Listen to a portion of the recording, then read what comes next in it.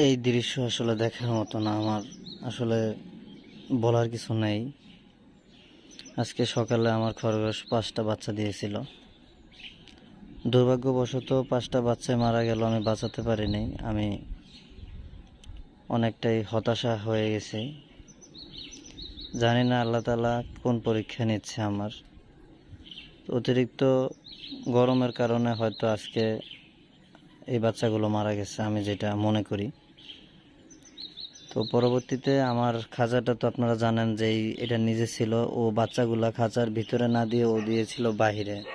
তো সকালে যখন রৌদ্র উঠে, হয়তো ওই রৌদ্রের প্রচণ্ড তাপে বাচ্চাগুলো হিট হওয়ার কারণে হয়তো আর টিকে থাকতে পারে নাই। পরে আমি এসে দেখি যে অনেকগুলো ভিড়াই আমাদের এখানে বলে, ওই পিঁপড়াগুলো বাচ্চাদেরকে একদম খেয়ে ফেলছে, এরকম অবস্থা। তো সবাই ভালো থাকবেন, আমার জন্য দোয়া করবেন।